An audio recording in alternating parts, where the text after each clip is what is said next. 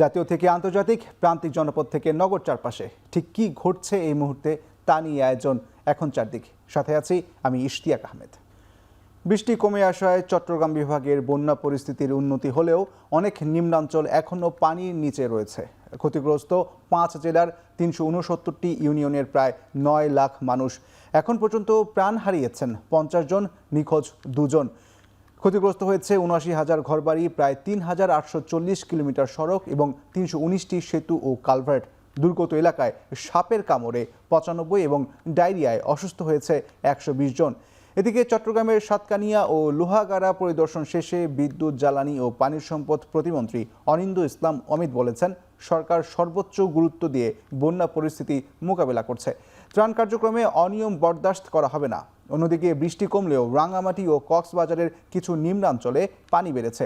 বান্দরবানে পরিস্থিতির উন্নতি হলেও কয়েকটি উপজেলায় সড়ক যোগাযোগ এখনও স্বাভাবিক হয়নি।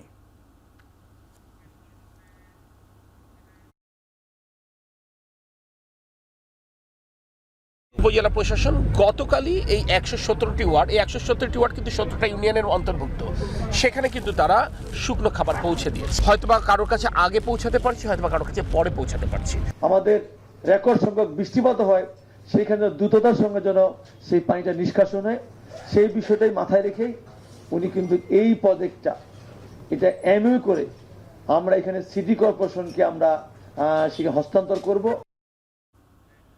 টানা ভারী বৃষ্টিতে কুমিল্লায় ভয়াবহ জলাবদ্ধতা সৃষ্টি হয়েছে। ভোর থেকে মাত্র ৩ ঘন্টায় ১০৭ মিলিমিটার বৃষ্টিতে প্রধান সড়ক, অলিগলি ও আবাসিক এলাকা হাঁটু থেকে কোমর সমান পানিতে তলিয়ে যায়। এতে দুর্ভোগে পড়েন এইচএসসি পরীক্ষার্থী সহ নগরবাসী।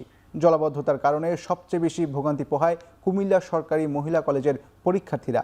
কলেজ কেন্দ্রসহ বিভিন্ন পরীক্ষা কেন্দ্রে অনেক শিক্ষার্থী নৌকায় করে পৌঁছান। কেন্দ্রে যাওয়ার সময় পানিতে পড়ে যায় অনেক শিক্ষার্থী, অনেকে অসুস্থ হয়ে পড়েন।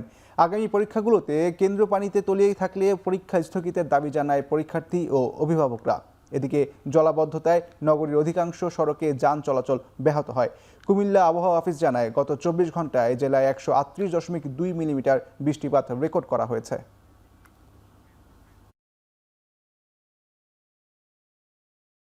আমরা যদি পরীক্ষার সময় যদি একটা সুন্দর পরিবেশ না পাই, আমরা কিভাবে আমাদের রেজাল্ট সুন্দরভাবে প্রদর্শন করব? পরীক্ষাটি স্থগিত করা অথবা পিছিয়ে দেওয়া আমাদের সুবিধার জন্য, তাহলে আমাদের জন্য ভালো হয়। আজকে অনেক সমস্যার সম্মুখীন হয়েছি আমরা। পরীক্ষার্থীরা ১ ঘন্টা ১.৫ ঘন্টা আগে আসতেই আমার ঘন্টাখানেক সময় লাগছে। অনেক শিক্ষার্থী সেন্সলেস হয়ে গেছে, অনেক অভিভাবক গর্তে পড়ে গেছে। প্রত্যেকটা অভিভাবকের পক্ষ থেকে আমরা এটাই বলতে চাই, আজকে পরীক্ষাটা যদি স্থগিত করা হতো প্রত্যেকের জন্যই ভালো হতো। সকালবেলা এখানে কুমিল্লা সরকারি মহিলা কলেজে শিক্ষার্থীদেরকে আমরা কেন্দ্রে নির্বিঘ্নে যাওয়ার জন্য আমরা নৌকা এবং ভ্যান গাড়ি দিয়ে আমরা সিটি কর্পোরেশনের পক্ষ থেকে ব্যবস্থা নিয়েছি এবং পানি যত দ্রুত কমানো যায় সেজন্য আমাদের টিম কাজ করছে। টানা বৃষ্টিপাতে সিলেট বিভাগে আবারও বন্যার শঙ্কা দেখা দিয়েছে। আবহাওয়া অধিদপ্তর জানিয়েছে, আগামী ২৪ থেকে ৪৮ ঘন্টায় বিভাগ জুড়ে ভারী থেকে অতি ভারী বৃষ্টিপাত হতে পারে। এতে সিলেট, সুনামগঞ্জ সহ উত্তর পূর্বাঞ্চলের নদ নদীর পানি আরও বাড়ার আশঙ্কা রয়েছে। এদিকে হবিগঞ্জ ও মৌলভীবাজারে বন্যার পানি কমতে শুরু করায় স্পষ্ট হচ্ছে ক্ষয়ক্ষতির চিত্র। প্রাথমিক হিসেবে আকস্মিক বন্যায় ২ জেলায় ২০০ কোটি টাকারও বেশি ক্ষতি হয়েছে। প্লাবিত ফসলি জমি, ক্ষতিগ্রস্ত সড়ক, বাঁধ ও গ্রামীণ অবকাঠামো।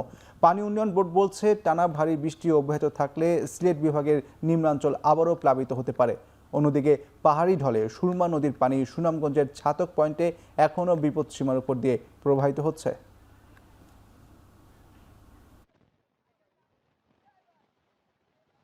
সুরমার পানি গতকাল আজকে বেড়েছে কিছুটা, পানির লেভেল ডেঞ্জার লেভেলের প্রায় কাছাকাছি, সমানই বলতে গেলে। আর সুরমাতে তো অনেক জায়গায় নদী ভাঙন আছে, সুনামগঞ্জেও আছে। এসব জায়গা যতটা সম্ভব আমরা মোকাবেলা করার জন্য প্রস্তুত আছি আর কি। টানা ভারী বর্ষণ ও পাহাড়ি ঢলে বান্দরবানে ভয়াবহ ক্ষয়ক্ষতির চিত্র সামনে এসেছে। স্থানীয় সরকার প্রকৌশল অধিদপ্তরের প্রাথমিক হিসেবে জেলার প্রায় ২১ কিলোমিটার সড়ক ও ১৫টি কালভার্ট ক্ষতিগ্রস্ত হয়েছে। এসব অবকাঠামো পুনর্নির্মাণ ও সংস্কারের প্রয়োজন হবে প্রায় ৪০ কোটি টাকা। এদিকে বান্দরবান রাঙ্গামাটি সড়কের বীজঘাটা এলাকায় একটি সেতু ভেঙে পড়ায় দুই জেলার মধ্যে সড়ক যোগাযোগ সম্পূর্ণ বন্ধ রয়েছে। জেলার 7টি উপজেলায় গ্রামীণ সড়ক ধসে পড়া ও কালভার্ট ক্ষতিগ্রস্ত হওয়ায় স্থানীয় মানুষের চলাচল এবং নিত্য প্রয়োজনীয় পণ্য পরিবহনে চরম দুর্ভোগ সৃষ্টি হয়েছে। এলজিইডির নির্বাহী প্রকৌশলী প্রতিপদ দেওয়ান জানিয়েছেন, ক্ষতিগ্রস্ত স্থানগুলো পরিদর্শন করে বিস্তারিত তালিকা প্রস্তুত করা হচ্ছে। দ্রুত মন্ত্রণালয়ে ক্ষয়ক্ষতির প্রতিবেদন ও বরাদ্দের আবেদন পাঠানো হবে। বরাদ্দ পাওয়া সাপেক্ষে জরুরি ভিত্তিতে সংস্কার কাজ শুরু করা হবে বলে জানিয়েছেন তিনি। উল্লেখ্য, গত 7 জুলাই থেকে টানা বর্ষণ ও পাহাড়ি ঢলে বান্দরবানে বন্যা দেখা দিলে প্রায় লক্ষাধিক মানুষ পানিবন্দী হয়ে পড়েন।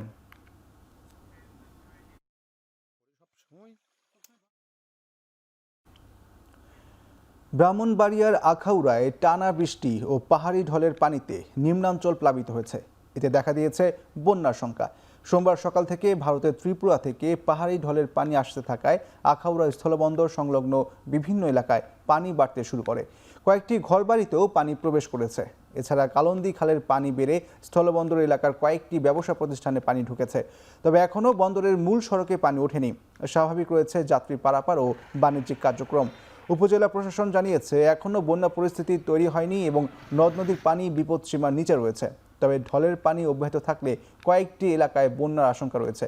পরিস্থিতি মোকাবেলায় আগাম প্রস্তুতি নেওয়া হয়েছে।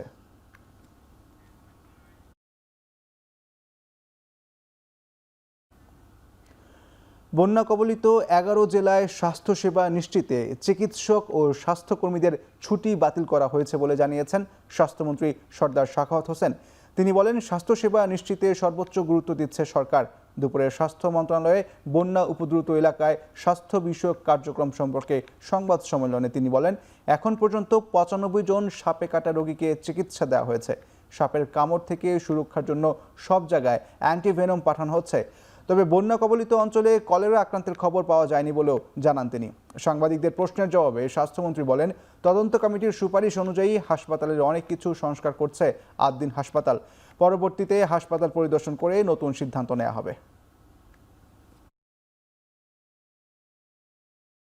সকল স্বাস্থ্যকর্মীদের বন্যা পীড়িত এলাকায় ছুটি বাতিল করা হয়েছে এবং সার্বক্ষণিকভাবে দিনে রাতে আমাদের স্বাস্থ্যকর্মীরা কাজ করতেছে। কক্সবাজারে বঙ্গোপসাগরে মাছ ধরা ট্রলার ডুবির ঘটনায় 4 জেলের মরদেহ উদ্ধার করা হয়েছে। এই ঘটনায় এখনও নিখোঁজ রয়েছে আরও এক জেলে। সোমবার সন্ধ্যা 7টার দিকে কুতুবদিয়া সৈকত থেকে মরদেহগুলো উদ্ধার করে পুলিশ। এর আগে সোমবার ভোর 4:30টার দিকে ভরগোপ দক্ষিণ অমজাখালীতে মাছ ধরা ট্রলারটি 12 জেলে নিয়ে সাগরে মাছ ধরতে গেলে বঙ্গোপসাগরে ডুবে যায়। দুর্ঘটনার পর স্থানীয় জেলেরা 7 জনকে জীবিত উদ্ধার করে। পুলিশ জানায়, আইনি প্রক্রিয়া শেষে মরদেহগুলো স্বজনদের কাছে হস্তান্তর করা হবে।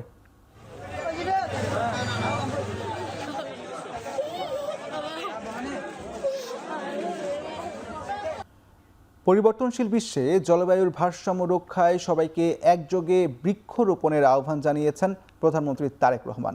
সোমবার বরিশালের গৌরনদী এলাকায় বৃক্ষরোপণ কর্মসূচির উদ্বোধনের সময় প্রধানমন্ত্রী বলেন, শুধু বৃক্ষরোপণই নয়, সবাইকে একসাথে চারা গাছের যত্ন নিতে হবে। আগামী 5 বছরে সরকার 25 কোটি গাছ লাগাবে বলেও জানান তিনি। সবাই মিলে একযোগে দেশ গড়ার কাজে নেমে পড়লে খুব দ্রুতই সারা দেশ তার সুফল পাবে বলেও আশাবাদ ব্যক্ত করেন সরকার প্রধান। এ সময় সবাইকে ময়লা আবর্জনা নির্দিষ্ট স্থানে ফেলার আহ্বান জানান প্রধানমন্ত্রী। এদিকে গৌরনদীর অশ্বিনী কুমার ইনস্টিটিউশন মাঠে ফ্যামিলি কার্ডের উপকারভোগী নারীদের সাথে মত বিনিময়ে অংশ নেন প্রধানমন্ত্রী। এ সময় তিনি সুবিধাভোগী কয়েকজন নারীর সাথে সরাসরি কথা বলেন। পরে বরিশালের ফিশ গোডাউন বধ্যভূমি এলাকায় আরেকটি বৃক্ষরোপণ কর্মসূচিতে অংশ নেন তিনি। এখন আগের মতন শীত পড়ে না, আবার গরমের সময় অনেক বেশি গরম পড়ে। তো এই যে সব সমস্যাগুলো যদি আমাদেরকে সমাধান করতে হয় বা এই সমস্যার কষ্টটা যদি কমিয়ে আনতে হয়, আমাদেরকে সারা দেশে অনেক গাছ লাগাতে হবে। মহিলাদেরকে, নারীদেরকে আমরা স্বাবলম্বী করার জন্য অর্থনৈতিকভাবে এবং শিক্ষাগত যোগ্যতার ভিত্তিতে স্বাবলম্বী করার জন্য খালেদা জিয়া ইন্টারমিডিয়েট পর্যন্ত ফ্রি করেছিলেন, বাকি একদম অনার্স পর্যন্ত, স্নাতক পর্যন্ত এবার ইনশাল্লাহ আমরা ফ্রি করব মেয়েদের জন্য। শিক্ষার পাশাপাশি নারীরা বা মায়েরা যাতে অর্থনৈতিকভাবে স্বাবলম্বী হতে পারে, সেই জন্য এই ফ্যামিলি কার্ড আমরা দিয়েছি। বরিশালের বাবুগঞ্জে বাংলাদেশ সেনাবাহিনীর গ্রীষ্মকালীন প্রশিক্ষণ মহড়া পরিদর্শন করেছেন প্রধানমন্ত্রী তারেক রহমান। সোমবার সকালে বরিশালের বাবুগঞ্জের পূর্ব রহমতপুরে সেনাবাহিনীর গ্রীষ্মকালীন প্রশিক্ষণ মহড়াস্থলে যান প্রধানমন্ত্রী। পরে জঙ্গলের ভিতরে বিভিন্ন প্রশিক্ষণ কার্যক্রম ও যুদ্ধকালীন প্রস্তুতি ঘুরে দেখেন। দায়িত্বপ্রাপ্ত সেনা কর্মকর্তারা প্রধানমন্ত্রীকে তাদের কৌশলগত প্রস্তুতি সম্পর্কে অবহিত করেন। প্রধানমন্ত্রী সেনা কর্মকর্তাদের সাথে আলাপে বলেন, দেশের স্বাধীনতা ও সার্বভৌমত্বের প্রতীক সেনাবাহিনীর প্রতি জনগণের আস্থা রয়েছে। জাতীয় যে কোনো নিরাপত্তা নিশ্চিতের পাশাপাশি আইন শৃঙ্খলা রক্ষায় সেনাবাহিনী পেশাদারিত্ব, সাহসিকতা ও দেশপ্রেমের উজ্জ্বল দৃষ্টান্ত স্থাপন করেছে।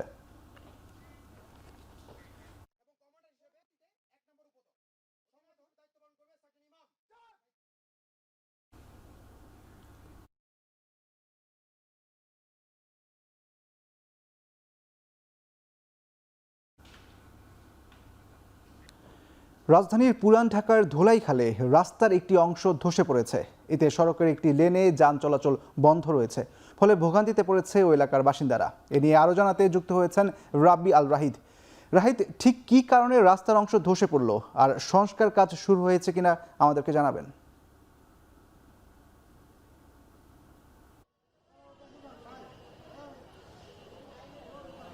ইস্তিয়াক, রাজধানীর ধোলাইখালের যে অংশে সড়ক ধসে খালের সৃষ্টি হয়েছে সেই জায়গাতে এখন বর্তমানে আমি আছি। আপনি দেখছেন যে নারিন্দা মোড় সংলগ্ন এই জায়গাটিতে এখন বর্তমানে রাত 12টা বাজে এবং এই সময়টাতেও একটা উৎসুক জনতার একটা ভিড় আমরা দেখতে পাচ্ছি। এবং আপনি দেখতে পাচ্ছেন যে নারিন্দার মোড় সংলগ্ন এখানে যে মূল যে রোডটি রয়েছে সেই রোডে একটি বড় ধসের সৃষ্টি হয়েছে। এবং আপনি যেটি জানতে চেয়েছিলেন যে আসলে কি কারণে ধসের সৃষ্টি হয়েছে, আমরা যেটি এখানে এসে স্থানীয়দের সঙ্গে কথা বলেছি এবং এখানে দক্ষিণ সিটি কর্পোরেশনের যেসব প্রকৌশলীরা এখানে কাজ করছেন তাদের সঙ্গে কথা বলে যেটি জেনেছি যে আসলে এখানে ওয়াসার যেসব পাইপলাইনগুলো ছিল প্রায় 20 থেকে 30 বছর ধরে যেসব পাইপলাইন এই রাস্তার নিচ দিয়ে ছিল সেসব পাইপলাইনে আসলে দীর্ঘদিন ধরে লিক ছিল, যার কারণে আসলে এই ছিদ্র দিয়ে আসলে নিয়মিত হারে পানি বের হচ্ছিল এবং এই পানির যে স্রোত এবং সেই স্রোতের কারণে নিচের যে মাটি সেই মাটি সরে যাওয়ার কারণে আসলে উপর থেকে ধসের সৃষ্টি হয়েছে। এবং পাশাপাশি ধসের আরেকটি কারণ হলো যে এখানে প্রচণ্ড বৃষ্টির কারণে যে পানির উপরের যে স্রোত ছিল এবং সেই স্রোতের সময়ও আসলে গতকাল রোববার বিকেলের দিকে একটি অংশ আসলে ভেঙে যাওয়ার মতো পরিস্থিতি তৈরি হয়েছিল এবং সে সময় স্থানীয়রা আসলে পুলিশকে জানিয়েছিল যে আসলে এখানে এক ধরনের ধসের আশঙ্কা দেখা দিয়েছে এবং সে সময় পুলিশ এসে এই রাস্তার দুই পাশে অন্ততপক্ষে আধা কিলোমিটার দূর পর্যন্ত মোটামুটি তারা বন্ধ করে দিয়েছিল এবং এরপর দক্ষিণ সিটি কর্পোরেশনকে জানানো হলে তারা তাদের প্রকৌশলীরা এখানে এসেছিলেন এবং তারা পরীক্ষা করে দেখেছেন এবং দেখার পর তারা মেরামত কাজ শুরু করেছেন। এবং আপনি যেটি আরও বলছিলেন যে আসলে কতদিন লাগবে এটি মেরামত হতে, আসলে তারা যেটি জানিয়েছেন যে এখানকার যে মূল মাটি ভরাটের কাজ সেটি করতে আরও হয়তো বা 2-3 দিন লাগতে পারে এবং এখানকার মূল যে প্লাস্টারের যে কাজটি সেটি করতে হয়তো বা আরও 10 দিনের মতো সময় লাগতে পারে। ইস্তিয়াক, রাজধানীর এই যে ধোলাইখালে এই অবস্থায় আমরা যেটি দেখেছি যে গতকাল আমরা স্থানীয়দের সঙ্গে কথা বলেছি, তারা যেটি বলেছেন যে আসলে গতকাল রবিবারে বিকেলের পর থেকেই এখন পর্যন্ত এই জায়গাতে যখন ধস নেমেছে, ধস নামার পর থেকে এখন পর্যন্ত এখানে তীব্র যানজটের সৃষ্টি হচ্ছে। তারপরেও আসলে এখানকার যে স্থানীয় প্রশাসন রয়েছে তারা চেষ্টা করছেন যে আসলে এই রাস্তাটি বন্ধ রেখে পাশের যে লেনটি রয়েছে সেই লেনটি আসলে খুলে দিয়ে এক পাশ দিয়ে যান চলাচলের জন্য। তারপরে যেহেতু এটি মেইন রোডের একটি অংশ, সেক্ষেত্রে তারপরে তীব্র যানজটের সৃষ্টি হচ্ছে যেখানে আসলে সাধারণ মানুষের এক ধরনের ভোগান্তিও পোহাতে হচ্ছে। ইস্তিয়াক, রাজধানীর ধোলাইখাল থেকে এই ছিল সর্বশেষ। রাজধানীর পুরান ঢাকার ধোলাইখালে রাস্তার একটি অংশ ধসে পড়েছে, এতে সড়কে যান চলাচল সাময়িক বন্ধ রয়েছে। এই বিষয়ে বিস্তারিত জানাচ্ছিলেন রাব্বি আল নাহিদ। চলে যাচ্ছি পরের সংবাদে। সালাউদ্দিন আহমদকে সভাপতি করে 12 সদস্য বিশিষ্ট সংবিধান সংশোধন সম্পর্কিত বিশেষ কমিটিতে নেই বিরোধী দলের কারো নাম। বিরোধী দলীয় নেতা শফিকুর রহমান বলছেন, এর মাধ্যমে গণভোটকে উপেক্ষা করা হয়েছে। সোমবার দিনের শেষ ভাগে সংসদে আলোচনা হয় সংবিধান সংশোধন, মুক্তিযুদ্ধ, স্বরাষ্ট্রসহ বেশ কিছু কমিটির বিষয়ে। সরকার দলীয় চিফ হুইপ নুরুল ইসলাম মনি বিরোধী দলের কারো নাম না পাওয়ায় সালাউদ্দিন আহমদকে সভাপতি করে 12 সদস্যের সংবিধান সংশোধন কমিটি গঠনের প্রস্তাব করেন। বিরোধী দল ওয়াকআউটের সময় স্বরাষ্ট্রমন্ত্রী সালাউদ্দিন আহমদ বলেন, আগে সংবিধান সংশোধন হতে হবে, সমঝোতার ভিত্তিতে যদি সংবিধান সংস্কার করতে হয় সেটি পরে হতে পারে। সংসদ থেকে বের হয়ে বিরোধী দলীয় নেতা বলেন, এটি এমন বিরোধী দল নয় যে মানুষের গণভোটকে অস্বীকার করবে আর আমরা সংসদে থাকব। গণভোটের রায় বাস্তবায়নে সংসদ ও সংসদের বাইরে আন্দোলন চলবে বলে হুঁশিয়ারি দেন তিনি।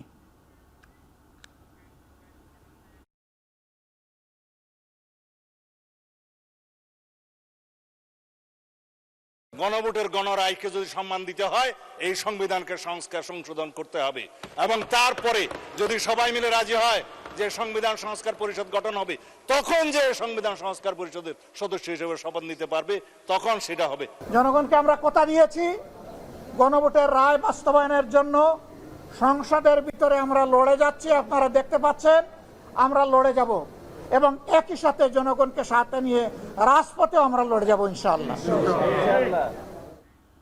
জুলাই সনদ না মেনে, গণভোটের গণরায় না মেনে গোটা জাতিকে সংঘাতের দিকে ঠেলে দিয়েছে বিএনপি বলে মন্তব্য করেছেন বাংলাদেশ জামায়াতে ইসলামীর সেক্রেটারি জেনারেল অধ্যাপক মিয়া গোলাম পরওয়ার। সোমবার বিকেলে ৩৬ জুলাই গণঅভ্যুত্থানের দ্বিতীয় বার্ষিকী উপলক্ষে ফেনীতে 11 দলীয় জোটের সেমিনারে প্রধান অতিথির বক্তব্যে একথা বলেন তিনি। এ সময় সরকার গঠনের পর দলটি সংস্কারের প্রশ্নে অবস্থান পরিবর্তন করে বলেও অভিযোগ করেন তিনি। বিএনপির লক্ষ্য ছিল গণভোট ও জুলাই সনদ বাস্তবায়ন না করা। প্রধানমন্ত্রীর সম্মতি দিলে প্রস্তাবগুলো নেওয়া হবে, অন্যথায় তা জুলাই গণঅভ্যুত্থানের সঙ্গে বিশ্বাসঘাতকতার শামিল। সভায় প্রধান বক্তা ছিলেন এবি পার্টির সাধারণ সম্পাদক ব্যারিস্টার আসাদুজ্জামান ফুয়াদ। এ সময় তিনি বলেন, তিস্তা ব্যারেজ নিয়ে গত 20 বছর যে ছিনিমিনি হয়েছে তার অবসান ঘটাতে হবে।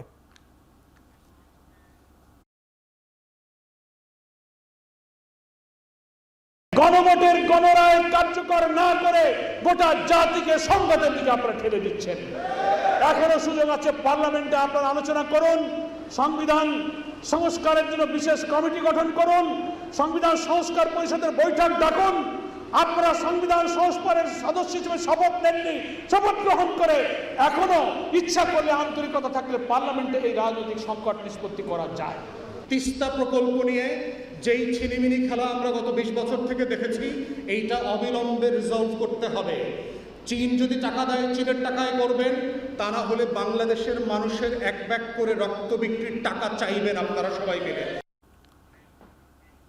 শেখ হাসিনা আত্মসমর্পণ করলে তার বিরুদ্ধে আইন অনুযায়ী ব্যবস্থা নেওয়া হবে বলে জানিয়েছেন পররাষ্ট্র প্রতিমন্ত্রী শামা ওবায়েদ। পররাষ্ট্র মন্ত্রণালয়ে ব্রিফিংয়ে প্রতিমন্ত্রী আরও বলেন, শেখ হাসিনা আত্মসমর্পণ করলে তাকে জেলে যেতে হবে, আইন তার নিজস্ব গতিতে চলবে। কার্যক্রম নিষিদ্ধ আওয়ামী নেতাকর্মীদের উজ্জীবিত করতে বিদেশে বসে শেখ হাসিনা বক্তব্য দিচ্ছেন বলেও মন্তব্য করেন প্রতিমন্ত্রী। একজন আসামি যদি দেশের বাইরে থাকে, তার সে আত্মসমর্পণ করুক বা না করুক, তার জন্য বিচার একই হবে। বাংলাদেশের আইন অনুযায়ী ওনার বিরুদ্ধে ব্যবস্থা হবে, ওনাকে জেলে যেতে হবে। আসামি যদি আত্মসমর্পণ না করে যে উনি বিদেশে বসে বক্তব্য দিচ্ছে, এগুলো তো আমি মনে করি রাজনৈতিকভাবে ওনার আওয়ামী লীগের যারা নেতাকর্মীরা পালিয়ে আছে, লুকিয়ে আছে, তাদেরকে জাগ্রত করার জন্য, উজ্জীবিত করার জন্য বলছে। এছাড়া তো কোনো কারণ আমি দেখছি না। ভারতের সাথে আমাদের যে চলমান কথাবার্তা হয়, ডায়ালগ হয়, আমাদের এক্সচেঞ্জ হয়, তখন সবসময় এই সাবজেক্ট থাকে আলোচনায়। আইএমএফ এর সঙ্গে নতুন ঋণ কর্মসূচির কাঠামো ও নীতিমালা নিয়ে আলোচনা হয়েছে বলে জানিয়েছেন অর্থমন্ত্রী আমির খসরু মাহমুদ চৌধুরী। তিনি বলেন, আর্থিক খাতে সংস্কার, শেয়ার বাজারের উন্নয়ন এবং কর জিডিপি অনুপাত বাড়াতে সরকারের পদক্ষেপকে ইতিবাচক হিসেবে দেখছে আইএমএফ। সচিবালয়ে নতুন ঋণ কর্মসূচির সম্ভাব্যতা যাচাই ও অর্থনৈতিক সংস্কার নিয়ে অর্থমন্ত্রীর সঙ্গে বৈঠক করেন আইএমএফ মিশন প্রধান ইভো ক্রুজনারের নেতৃত্বে প্রতিনিধি দল। বৈঠক শেষে আমির খসরু মাহমুদ চৌধুরী সাংবাদিকদের বলেন, নতুন ঋণ পেতে আইএমএফ এর দেওয়া শর্তগুলো ধাপে ধাপে বাস্তবায়ন করা হবে। এ ব্যাপারে সন্তোষজনক আলোচনা হয়েছে বলেও জানান তিনি। অর্থমন্ত্রী বলেন, সরকারি কর্মীদের নতুন পে স্কেল নিয়ে আইএমএফ এর প্রতিনিধি দলের সঙ্গে কোনো আলোচনা হয়নি। আগামী অক্টোবরে ব্যাংককে আইএমএফ এর ভাইস প্রেসিডেন্টের সঙ্গে এ নিয়ে আরও আলোচনা হবে বলেও জানান অর্থমন্ত্রী।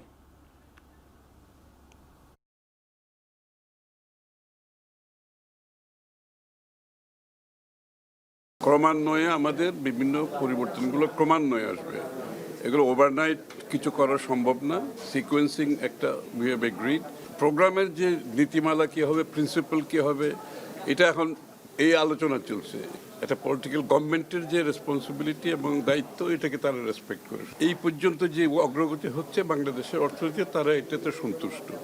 সেটা আর্থিক খাতে যে সমস্যাগুলো আছে, শেয়ার বাজার, ক্যাপিটাল মার্কেটে যে বিষয়গুলো আছে, এবং এমনকি ট্যাক্স জিডিপিতে যে আমরা 4,10,000 পার হয়ে গেছে, এটা প্রথমবারের মতো।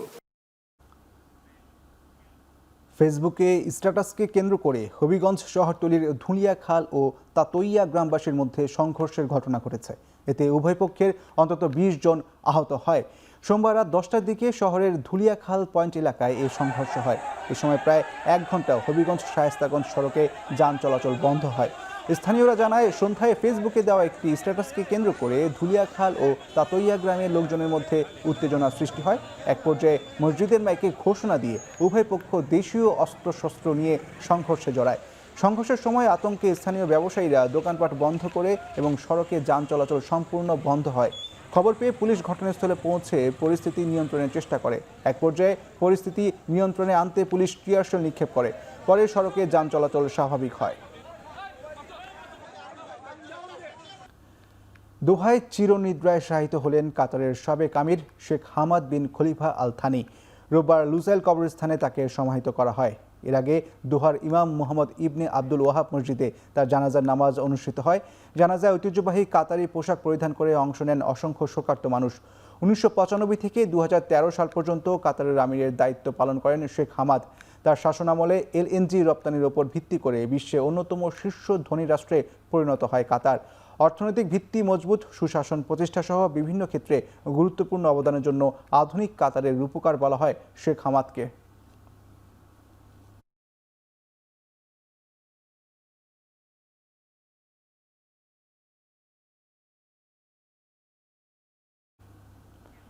কাতারের সাবেক আমির শেখ হামাদ বিন খলিফা আল থানির মৃত্যুতে গুলশানে কাতার দূতাবাসে শোক বই খোলা হয়েছে।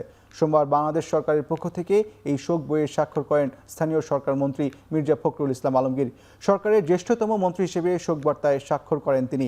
স্থানীয় সরকার মন্ত্রী জানান, শেখ হামাদ বিন খলিফা আল থানির মৃত্যুতে শোক প্রকাশের অংশ হিসেবে বাংলাদেশ সরকার আগামী বৃহস্পতিবার অর্ধ দিবস রাষ্ট্রীয় শোক পালন করবে।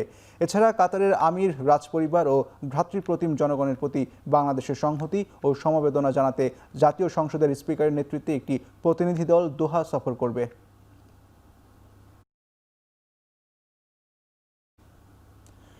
প্রবাসীদের পাসপোর্ট জটিলতা নিরসন এবং সাম্প্রতিক অপরাধ দমনে সৌদি প্রশাসনের সাথে যৌথভাবে কাজ করার কথা বলেছেন বাংলাদেশি রাষ্ট্রদূত মোহাম্মদ দেলোয়ার হোসেন।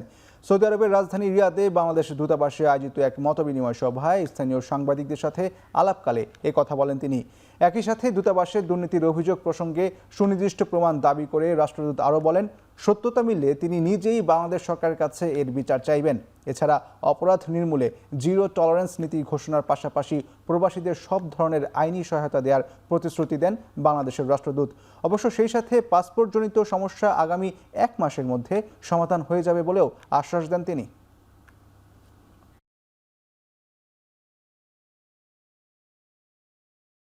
কয়েকদিনের টানা বর্ষণের পরও ভারতে সক্রিয় রয়েছে ক্রান্তীয় মৌসুমি বায়ু। আগামী 2 থেকে 3 দিন দেশটির উত্তর পূর্ব, পশ্চিমবঙ্গ এবং বিহার সহ 18টি রাজ্যে ভারী থেকে অতি ভারী বৃষ্টি অব্যাহত থাকতে পারে। এছাড়া 5টি রাজ্যে আবহাওয়া সতর্কতা জারি রেখেছে ভারতের আবহাওয়া অফিস। এদিকে চীনের পূর্বাঞ্চলে আঘাত হানার পর ক্রমেই দুর্বল হয়ে ক্রান্তীয় ঝড়ে পরিণত হয়েছে টাইফুন ভাবি। এর প্রভাবে দেশটিতে এখনও ঝোড়ো হাওয়া সহ প্রবল বৃষ্টি অব্যাহত রয়েছে। নিরাপদ আশ্রয়ে সরিয়ে নেওয়া হয়েছে জেজিয়াং প্রদেশের 28 লাখের বেশি বাসিন্দাকে। ঝড়ের তাণ্ডবে উপড়ে গেছে 1,500-এর বেশি গাছপালা। আকস্মিক বন্যায় তলিয়ে গেছে প্রধান শহরগুলো। এছাড়া টাইফুন বাভির প্রভাবে ক্ষতির মুখে পড়েছে জাপান, তাইওয়ান সহ ফিলিপিন্সের বড় একটি অংশ। ভারী বৃষ্টি, আকস্মিক বন্যা, ভূমিধস এবং গাছ পড়ে ফিলিপিন্সে প্রাণহানি বেড়ে দাঁড়িয়েছে 20 জনে। এখনও নিখোঁজ অনেকে। দেশটির জাতীয় দুর্যোগ ব্যবস্থাপনা পরিষদ জানিয়েছে, ক্ষয়ক্ষতির মুখে পড়েছে 1.5 লাখ পরিবার।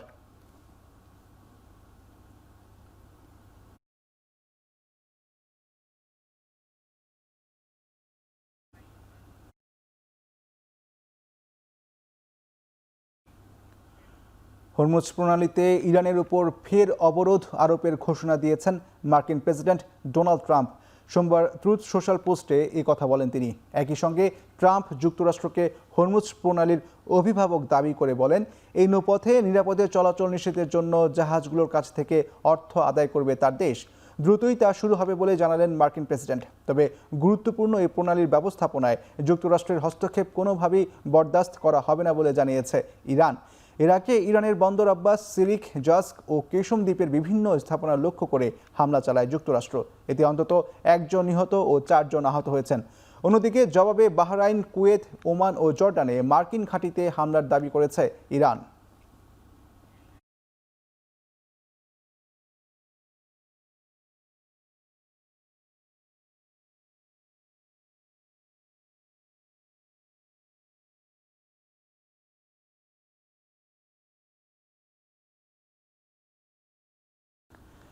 আসন্ন টি-20 সিরিজকে সামনে রেখে জিম্বাবুয়ের বুলাওয়েতে এখন ব্যস্ত সময় পার করছে বাংলাদেশ ক্রিকেট দল। কন্ডিশনের সাথে মানিয়ে নিতে নেটে চলছে ব্যাটার আর বোলারদের কঠোর প্রস্তুতি। আগামী বুধবার প্রথম টি-20 ম্যাচে জিম্বাবুয়ের মুখোমুখি হবে বাংলাদেশ। ইনজুরির কারণে দলে নেই টাইগারদের নিয়মিত অধিনায়ক লিটন দাস। দলের নেতৃত্বের ভার যথারীতি তাওহিদ হৃদয়ের কাঁধে। এই সিরিজে নতুন করে দলে ডাক পেয়েছেন ইয়াসির আলী। সাদা বলের এই ফরম্যাটে জিম্বাবুয়ের বিপক্ষে বরাবরই ফেভারিট লাল সবুজের প্রতিনিধিরা। পরিসংখ্যানে এগিয়ে থাকলেও ঘরের মাঠে জিম্বাবুয়েকে হালকাভাবে নেয়ার সুযোগ নেই বাংলাদেশের, কেননা চলতি সিরিজের একমাত্র টেস্টে বড় ব্যবধানে হারের পর ওয়ানডে সিরিজটাও হেরেছে টাইগাররা।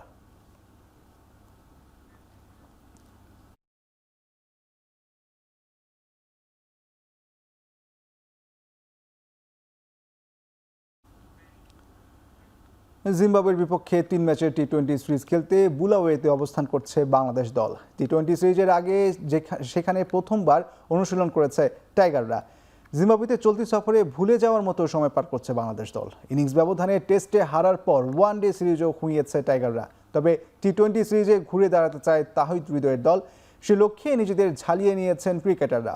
হারারের চেয়ে বুলাওয়েতে কন্ডিশন আলাদা বলে জানিয়েছেন মোসাদ্দেক হোসেন সৈকত। শেষ কিছু ম্যাচে আশানুরূপ খেলতে না পারলেও সুযোগ পেলে দলের জয়ে অবদান রাখতে চান এই ব্যাটিং অলরাউন্ডার।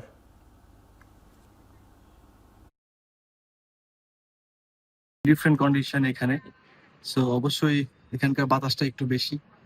অবশ্যই নিজের লক্ষ্য থাকবে, যখনই কিনা সুযোগ পাবো খেলার, ম্যাচ খেলার, ওই সময়টাতে চেষ্টা করবো নিজের যে ইম্প্যাক্টটা টিমের জন্য রাখার, এবং সেটাতে যেন টিম জিততে পারে। সবসময় সেটাই লক্ষ্য থাকে, এবং ব্যক্তিগত লক্ষ্য বলতে এটাই আমার ব্যক্তিগত লক্ষ্য, যে টিমকে জেতানো। ইংল্যান্ড ক্রিকেটে চলছে চরম অস্থিরতা। অধিনায়ক বেন স্টোকসের অবসরের পর এবার টেস্ট দলের কোচের পদ থেকে বরখাস্ত করা হলো ব্রেন্ডন ম্যাককালামকে। আর এর মাধ্যমেই অবসান ঘটল ইংল্যান্ডের বিখ্যাত বেসবল যুগের। চিরপ্রতিদ্বন্দ্বী অস্ট্রেলিয়ার কাছে 4-1 ব্যবধানে অ্যাশেজ বিপর্যয় ও ঘরের মাঠে নিউজিল্যান্ডের কাছে সিরিজ হার চাপ বাড়িয়েছিল ম্যাককালামের উপর। তবে শুধু মাঠের পারফরমেন্সই নয়, ক্রিকেটারদের লাগামহীন নৈশকালীন পার্টি এবং শৃঙ্খলা ভঙ্গের মতো একাধিক বিতর্কিত ঘটনা ইসিবিকে এই কঠোর সিদ্ধান্ত নিতে বাধ্য করেছে। ম্যাককালামের অধীনে ইংল্যান্ড মোট 49 টেস্ট খেলে 27 জয়ের বিপরীতে পরাজিত হয়েছে 20 ম্যাচে। অন্যদিকে আগামী 19 আগস্ট পাকিস্তানের বিপক্ষে টেস্ট সিরিজের আগে কোচ ও অধিনায়কহীন এক চরম সংকটে পড়েছে ইংল্যান্ড। কার কাঁধে উঠবে টেস্ট দলের কোচের দায়িত্ব তা এখনও জানায়নি ইংল্যান্ড ও ওয়েলস ক্রিকেট বোর্ড।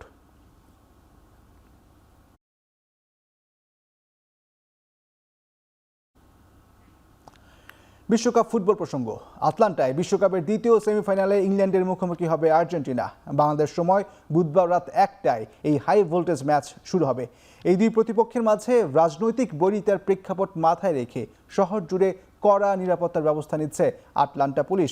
আটলান্টা স্টেডিয়ামের ধারণ ক্ষমতা ৭৫,০০০। যুক্তরাষ্ট্রে উভয় দেশের প্রবাসী জনগোষ্ঠীর উপস্থিতির কারণে গ্যালারিতে দুই দলের সমর্থকই প্রায় সমান অনুপাতে থাকবে বলে ধারণা করছে আয়োজকরা।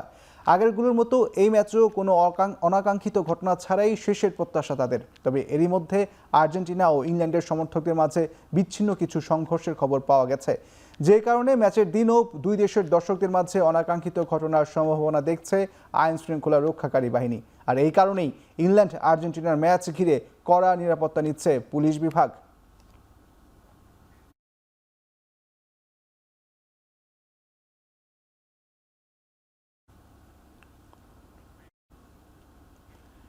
বিশ্বকাপের গ্রুপ পর্ব থেকে বিদায়ের ধাক্কা কাটিয়ে উঠতে নতুন কোচ খুঁজছে উরুগুয়ে। আর এর আগে অন্তর্বর্তী দায়িত্ব পেতে যাচ্ছেন দেশটির কিংবদন্তি স্ট্রাইকার দিয়েগো ফরলান।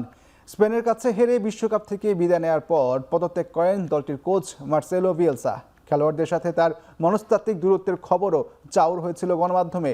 সে শূন্যতা পূরণে 47 বছর বয়সী ফরলানের সাথে আলোচনা প্রায় চূড়ান্ত করেছে উরুগুয়ে ফুটবল ফেডারেশন। প্রস্তাব অনুযায়ী আগামী সেপ্টেম্বর থেকে নভেম্বর পর্যন্ত 6টি প্রীতি ম্যাচে জাতীয় দলের ডাগ আউট সামলাবেন তিনি। পাশাপাশি দায়িত্ব নেবেন অনূর্ধ্ব 20 দলেরও। কোচিংয়ে অভিজ্ঞতা কম থাকলেও দেশের হয়ে 112 ম্যাচে 36 গোল করেছেন সাবেক এই তারকা স্ট্রাইকার। উরুগুয়ে ফুটবল ফেডারেশন জানিয়েছে নতুন বছরের শুরুতে স্থায়ী কোচ নিয়োগ দেওয়ার আগ পর্যন্ত ফরলানই থাকছেন কোচিংয়ের দায়িত্বে।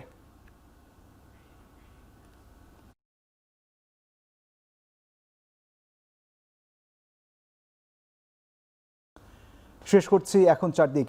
এখন টেলিভিশন ওয়েবসাইটে দেখতে ভিজিট করুন www.ekhon.tv। এছাড়া ফেসবুকে দেখতে ভিজিট করুন facebook.com/tv.ekhon এবং ইউটিউবে দেখতে ভিজিট করুন youtube.com/c/ekhon tv।